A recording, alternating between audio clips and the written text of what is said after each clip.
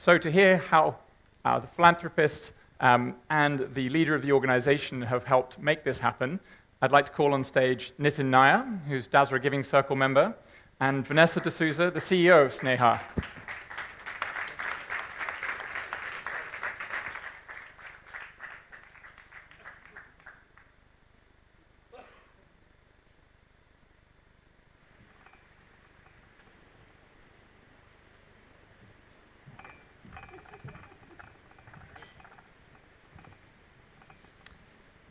Great, fantastic. So we could, I was thinking one could frame this conversation by talking about what the Dasra Giving Circle on child malnutrition and with Sneha. One could talk about how it's helped the organization scale up what was a pilot project in Dharavi, covering a population of 10,000 individuals back in 2010-11 to 300,000 individuals today, from reaching out to 100 children aged 0 to 3 to today 18,000 children. From growing a team of the team for the program AHAR that we've been speaking about from 4 individuals to over 100, and growing their annual budget on this program from under $40,000 a year to close to $400,000 a year.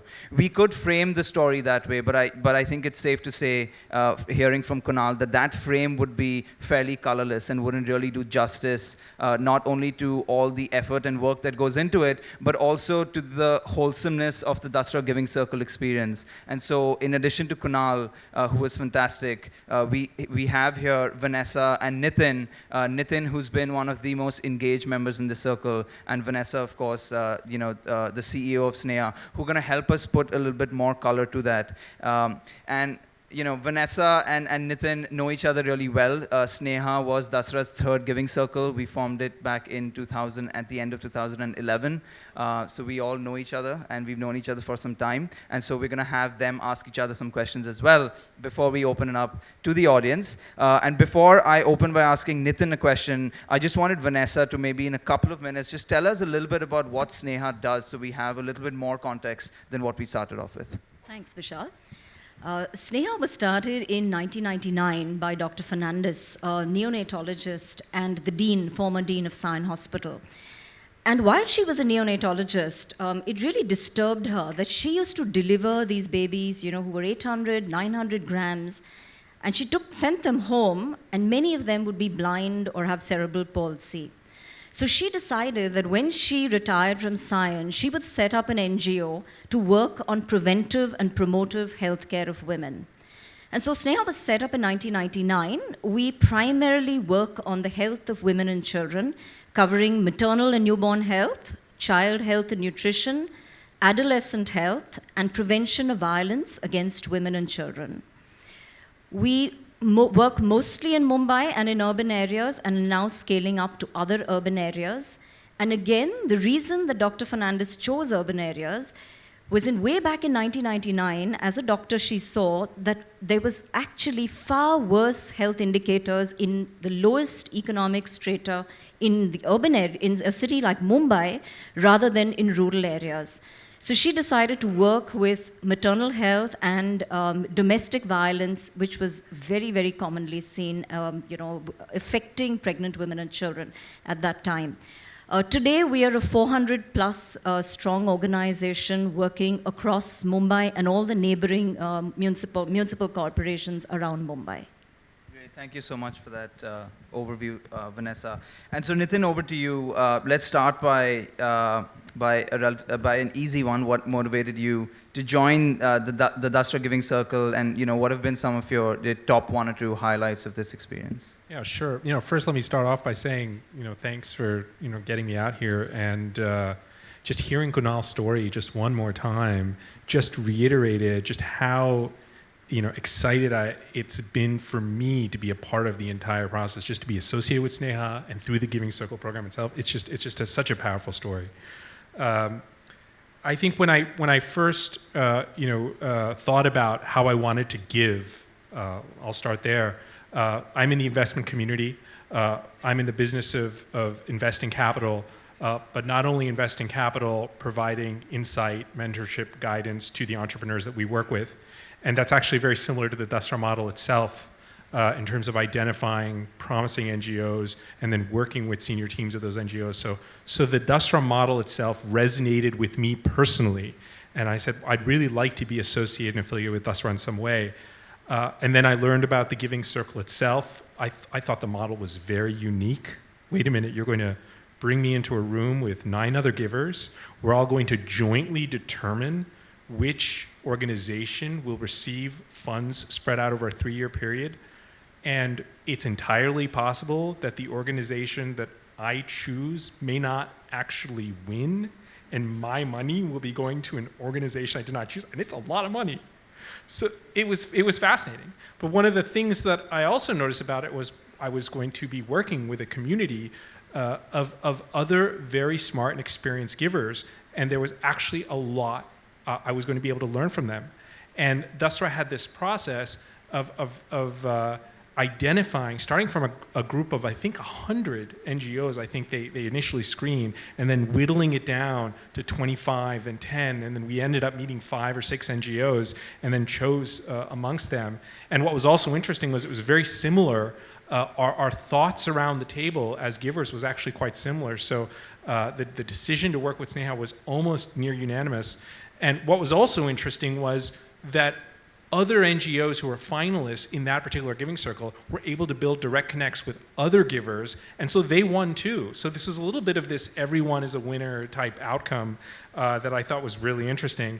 And then after actually engaging with Sneha through the giving circle over a 4-year period, through quarterly calls, the structure around that engagement I thought was actually very powerful, both in terms of the organization Sneha's willingness to be a part of this process and the involvement of all of the other Giving Circle members and Dasra themselves also putting together these reports, allowing us to stay on top of this, even though we were really only parachuting in once a quarter. I thought all of that was just a very, very powerful, motivating experience.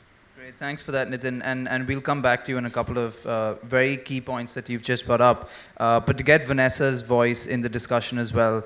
Now, Sneha, of course, isn't a new organization on the block, and clearly you'll have a very strong reputation and a strong track record of attracting funding and donors. So, Vanessa, for you, in what way was the Giving Circle model and a platform for engagement, but also fundraising, in what way was it different for you than perhaps what you've seen before that? I think a couple of things. One, I particularly liked the diversity of donors. When we had the quarterly calls, Nitin asked the most questions on the call, which was fabulous. Because Nitin, being an investment banker, he had this very analytical mind and kept pushing us to dig deeper in the data and asked us some really tough questions, which we're happy about because, it really pushed us to look for answers. And on the other side, we had some very, very evolved philanthropists that pushed us to build the organization, that was able to share a lot of things, their own experience working with other nonprofits. So I think this diversity was very interesting. And in fact, one really interesting outcome, and I'll talk about it because Kunal, talked to you all earlier today about how his life has changed.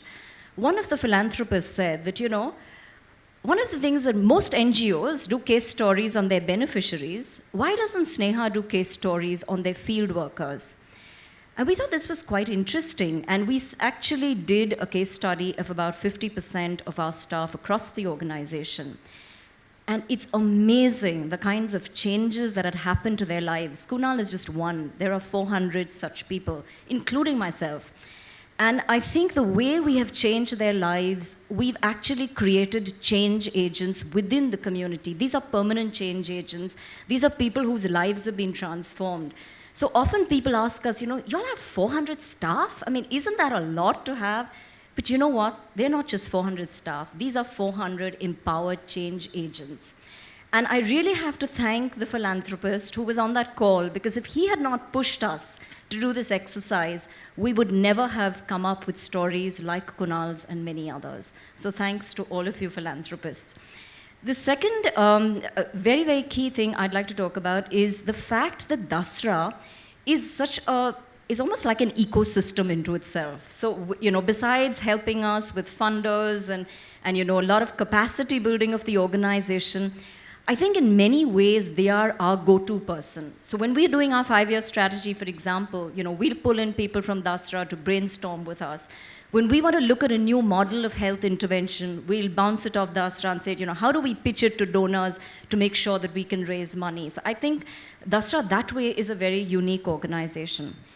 And the third, I think very important, is this particular program was the first large urban malnutrition program in the country.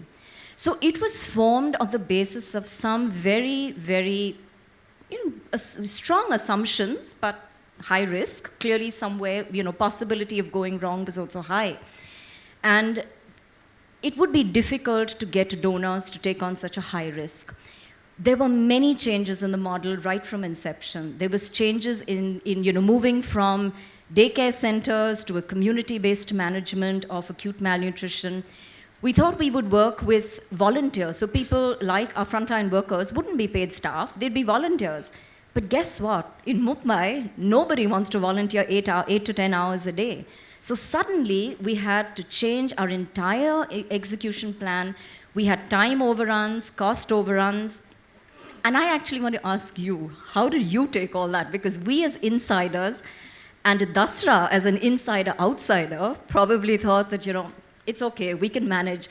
But I can tell you one thing. When we came on this call, I was really nervous, Nitin, because I didn't know what you and the rest of the philanthropists were going to say. So maybe now we can talk about it. Yeah, that's actually a very, very good point, Vanessa. And I think that it does highlight something very specific and unique about the Giving Circle that may work for some Giving Circles and may not work for other Giving Circle members, in that we are working with either small organizations with limited track records or with established organizations like Sneha, younger projects with limited track records, which means that as a Giving Circle member, you have to be prepared that it is possible this project may not succeed. And the implications of that are every giver has the ability to work with a very established organization who will say, and I'm a supporter of Magic Bus, which is another great organization, a very mature organization that will be able to tell you that for every lakh that you invest, you will be able to say, to help X number of children for a given period of time, which as a giver can actually be very fulfilling to me. Because I understand what is the direct impact of the capital I'm investing. The Giving Circle model is actually very different because these projects are younger, because the organizations may be younger. There is a risk component to this, and I must be honest. Gauri and I are on our third Giving Circle, but when we were at our first Giving Circle, we may not have actually appreciated that. So understanding that as a donor ex ante before you actually join the first call is, I think, very important. Then you can be prepared for the ups and downs of over that 4-year period. So much excitement, so many successes, but also some challenges as well. Thanks for that, Nitin.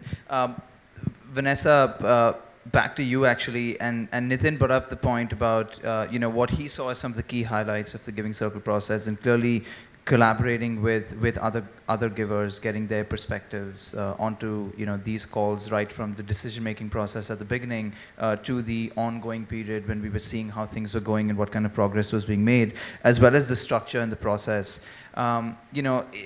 Reflections on those points or other points that for you stand out about the Giving Circle as a platform to really engage donors to give to organizations and give more than just their funding. And we heard Tarun and others in previous panels have also spoken about giving more than just the money, right? And can you comment on that, and what value have you derived from that from an NGO's perspective, not just from the giver's perspective?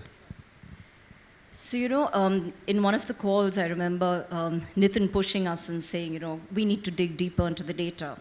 And we actually did an amazing cohort study, which, where we took about 1,200 kids and we tracked their reduction in malnutrition over a period of time.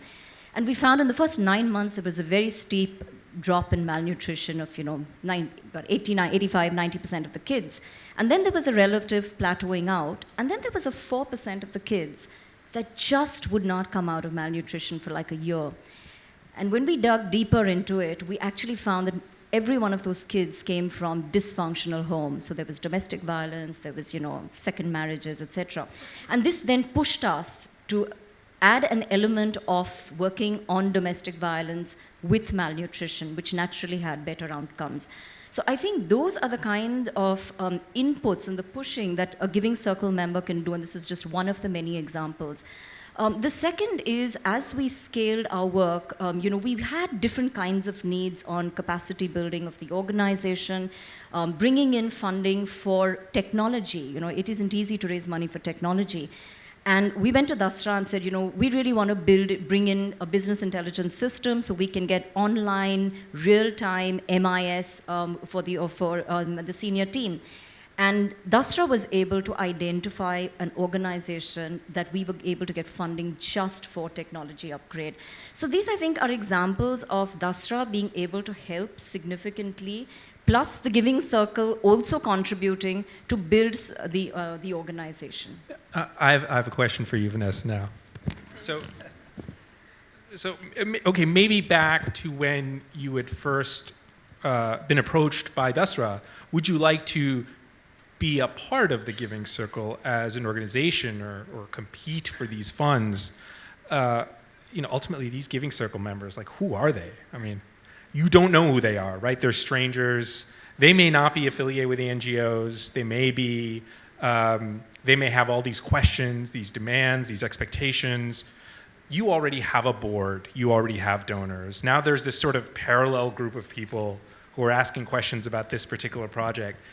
How did that sound to you as an NGO? Like, did you want to be a part of this? How did you decide to become a part of the Giving Circle? Of course we wanted. When you're getting 3 crores, you never say no. Well, there you go. but you may actually not even win. I mean, there's that whole, well, I think we definitely wanted to be part of the Giving Circle. But, when we go out and prospect and we look for donors, we actually have an ability to build a rapport with the donor. We're able to build expectations. We're able to explain our program. And we're in a way able to engage, to gauge whether we can really click with this donor or not, right? Here suddenly we're faced with just Dasra bringing 10 people whose faces we haven't even seen. And, we have no idea whether their expectations are, they know what to expect, they're comfortable with the work. So yes, there were challenges. But I think that's where I think Dasra's engagement helped significantly. And whenever we had any of these changes, and as you know, Nitin, there were plenty of changes along the way, lots of ups and downs, lots of challenges. I think having Dasra as a partner in this journey, thinking through with us as we made our decisions. So they didn't just come in, write reports and, organize conference calls. They actually sat at our brainstorming sessions. They sat through our internal review meetings, and they added a lot of value. And I think that gave us a lot of comfort. And I think when we look back today, and I'm not saying this because Dasra's invited me, but I really think that Dasra sets a standard in engaging with NGOs. Because they are true partners in the journey. And today, I mean, the way we talk to Vishal and team, and they're actually insiders. I don't even believe they're not Sneha team anymore, because they are actually part of the organization. And they've helped not just with, the AHAR program, they've helped us with all our programs. But on the other side, there was some apprehension, especially with donors who did not come on the calls. So I think with those donors, yes, with other donors, you can push and say, you know what, I want to meet you and I want to update you about your work. But here, we don't know whether those donors are updated or not. So I think from that perspective, there is a risk. No, thank you for that. And there was a period there where I was scanning the room, saw Neera sitting there, and realized that this might be becoming a Dasra Love Fest again. And so let's flip it a little bit and ask. And Nitin, you first, because Vanessa, I think you've already touched on that a little bit. But in what ways has the Giving Circle experience? In what way can it be improved, or perhaps in what way has it not lived up to the expectations that you had at the beginning? And can we talk a little bit about that before we open it up? Sure. Okay, I'll mention 2 or 3. The first is, and I think Vanessa sort of did make this point, 4 years, 3 calls a year, That's about 12 calls. I would say of those 12 calls, maybe 2/3 of them, it was me and one other active Giving Circle member. Maybe 50% of the calls. So I think that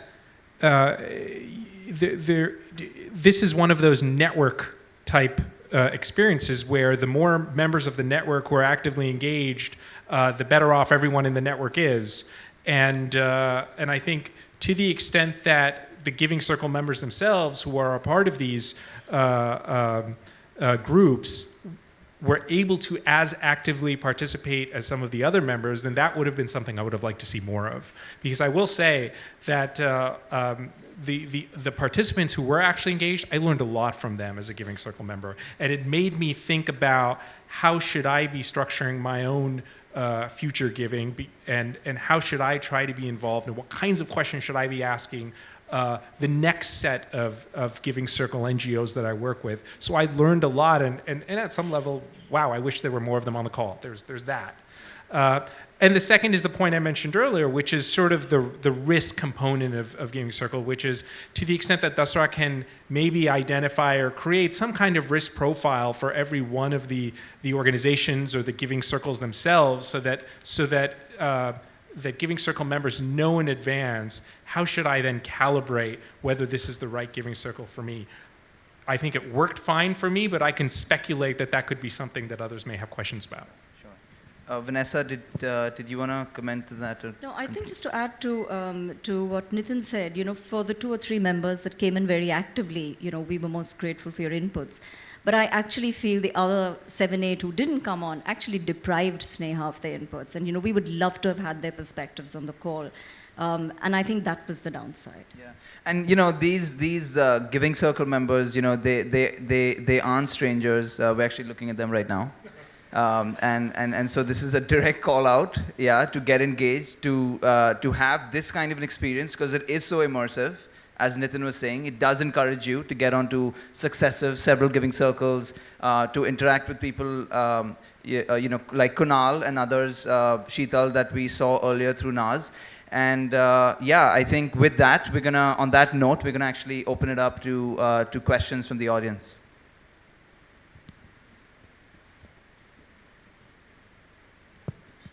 Yeah, Mike over here, Suzanne. Thank you. Dadian Foundation, we were member of the Dasra Giving Circle on adolescent girls. And we had a little bit a similar experience, actually, that I think one of the expectations we had from the Giving Circle was really that we could share, not only interact with the NGO and learn from Dasra, but also learn from each other as donors, and maybe, kind of build networks and relations that would take us further in cooperation.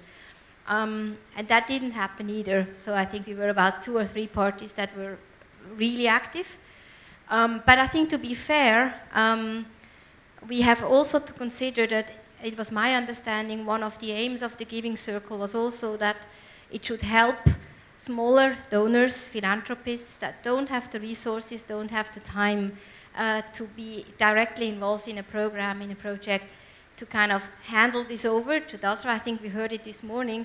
So I think maybe it's a bit about clarifying expectation of what we expect from Giving Circle, and it's very clear that as a foundation we have different resources and means to deal with our partners than if I'm just one businessman or one businesswoman or a family and have many other things to do. So I think it's a bit about clarifying the expectation towards a Giving Circle. But for us, just to conclude, it was really a great experience.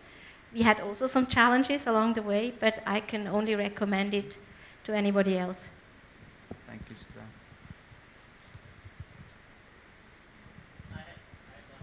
Yes. It's certainly a very interesting experience. I want to know, if we were to give a crystal ball, what would be the next 5 or 7 or 8 years? How does this relationship evolve? Where does it lead? Does it make the scope, broaden the scope of work, or does it, go into a more geographical spread? I don't know. How does it evolve? You must have given some thought to it. Yeah, sure. And if I could just put the question back, you mean the Giving Circle funding? Where do we actually go from there? Yeah, yeah. Vanessa, do you wanna? Yeah, so I'll give you a Sneha's specific example. We actually are coming towards the end of this funding round and the end of this month. I think what it's helped us to do is it's helped us to build a model of urban health intervention, number one, which now we can advocate to government and we can partner with other NGOs. But the relationship has also helped us to raise funds for this program, so it's given us a lot of visibility. Dasra relationship itself with us, so as an organization, our scaling plan is more with partnerships rather than doing direct intervention ourselves. So we'd like to partner with government, partner with other NGOs. So on other programs, Dasra is actually facilitating partnerships with us. So I don't think the relationship ends. I just think it moves to a different level as the organization evolves. And Nitin, you kind of touched on that earlier, and your own journey, of course, has been, joining other giving circles. And we can stop there unless there was anything else you wanted to add, just in your philanthropic journey. Yeah, no. I mean, I think that to your point about what next, it also implies that when you're a Giving Circle member, giving over a 3-year period, you're and you're funding a young project within an organization. The natural question as a Giving Circle member which arises is, well, what happens after that 3rd-year period? What happens to the project itself? So for this particular project, there was a transition component expected, but for any Giving Circle, it's just a logical question that if I'm funding a project which terminates after 3 years, what happens to the project after that? Do you transition to the government? Do you find other sources of financing? And it's just helpful to understand that as well. And of course, my own journey has been building independent relationships with Sneha, and also joining more and more Giving Circles, which I'm extremely keen to do. I think we had a question at the back. Oh, yeah.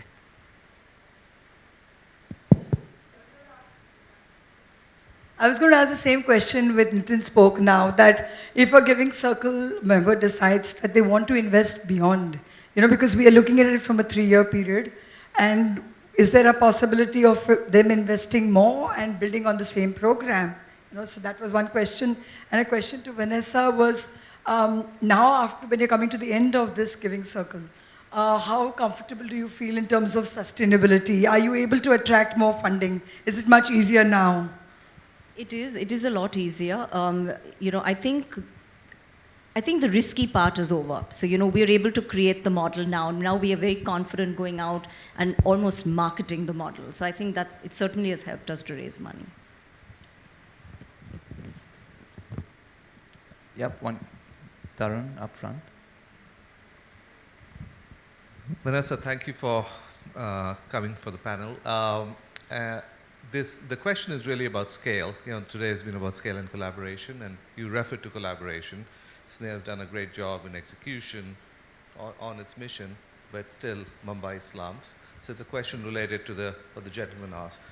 Are there other Snehas in India that work in other urban and rural areas? So what would be the grand plan to scale across India for the different Snehas of the world, and how would you collaborate and come together with them? So, no, to answer your first question, there are no Snehas. Well, not the scale of working in urban malnutrition that Sneha has done. So, and our plan to scale is twofold. One is to partner with other NGOs as technical consultants and help them to build the model, obviously contextualized to the area. That's one way we scale. And the second is to partner with governments and directly work with the ICDS, which is the Integrated Child Development Scheme, and scale through them. So in fact, that's what we are doing already. We have entered into 3 partnerships with other NGOs in other states outside of Maharashtra, not just for nutrition, for other programs as well. And that really is our model to scale. I think we have time for one more question.